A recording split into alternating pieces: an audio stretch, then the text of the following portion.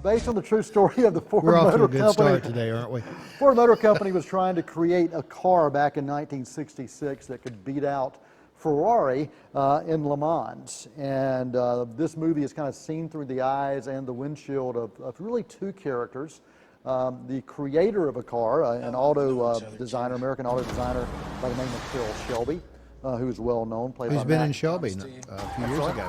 He visited Shelby a few years ago. Really? Yep. Seriously? Well, the old Keeter Ford. Yeah. You would sell the Shelby Mustangs? Yes. And he was in town. Cool. Well, Matt Damon plays that character, and Christian Bale plays the character of the British race car driver, Ken Miles. That's the background of the story. I don't know that we need to go into a whole lot more. There's a lot of backstory, a lot of drama and stuff going on, but let me get your thoughts about this film. Yeah, there's really a lot to unpack here. But the first word that comes to mind when thinking about it is just electrifying. From the very opening shot, it's Damon's character in the heat of a race, just this really long marathon race, and that throws you right into the pace of things, and it does not let up. And even though the racing scenes are really intense, just as intense are some of the things outside of the racing track. Some of the family drama, some of the business and kind of political maneuverings. And the bureaucracy that you see happening within companies. And it's not like it's just a racing movie. Absolutely. There's so much more going on to meditate upon and think about and examine, and it's just something that you're fully engaged the whole time. It's 2 hours and 30 minutes, but it's one of those where the length doesn't really get to you. We were talking about this after we finished watching it yesterday. After seeing Terminator Dark Fate a couple weeks ago and comparing it to this, while Terminator had like half an hour or less of a runtime, it felt just as long as this. Yeah, because I this agree. was edited so well that you're just keeping along with the characters and the emotions. I'm confused. Are there Terminators in this? No, you're thinking about the Transformers who can take cars and transform them. All right. My mind drifted for just a minute. And being a true story, I thought that's disturbing if there are Terminators in it. This movie, it hits all the emotions. Yeah. Right. It's got the action, of course. It's got the drama. You got family drama going on with Ken Miles' family, his wife and son, and the son, played by Noah Jupe, who was in A Quiet Place, also going to be in Honey Boy. He is a kid to watch. He's an absolute kid to watch.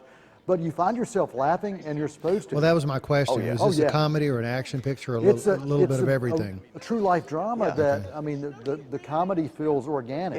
It's a couple friends saying things, and you see scenes and you find yourself laughing. I mean, it is a two hours and a half of just beautiful, amazing cinema. It really is.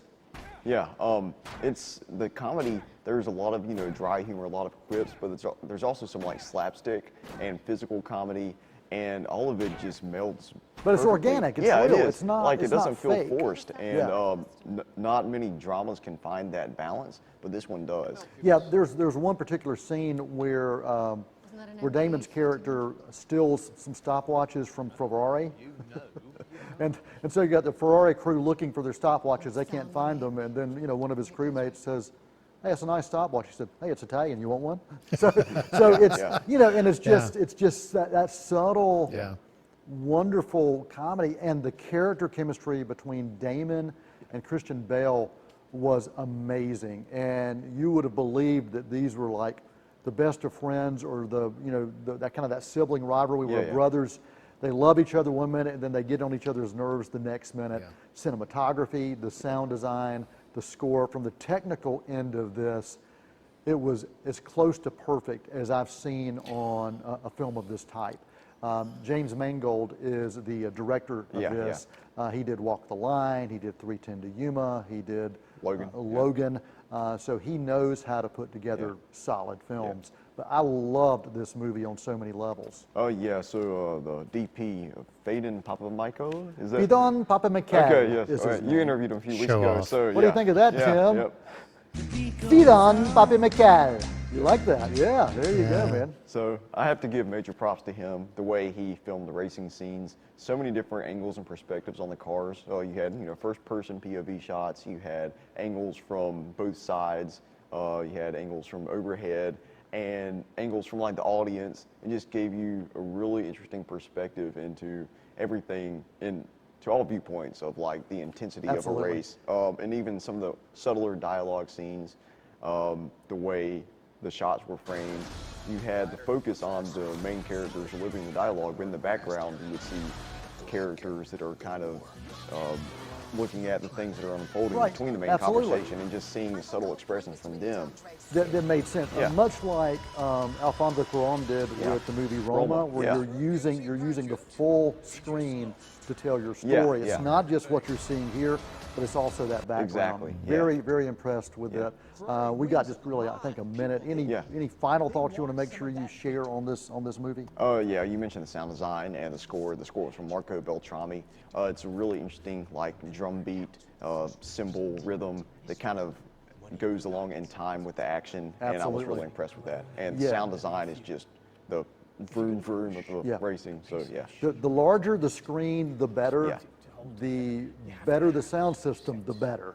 So see this in the theaters and not at home. Absolutely, Yeah. yeah. I highly recommend taking the trip to the theater to see this because it is well worth it. And you mentioned Marco Beltrami, and he really did. It was a very purposeful score, and the way he was using rhythm put you into the kind of the pacing and what was going on.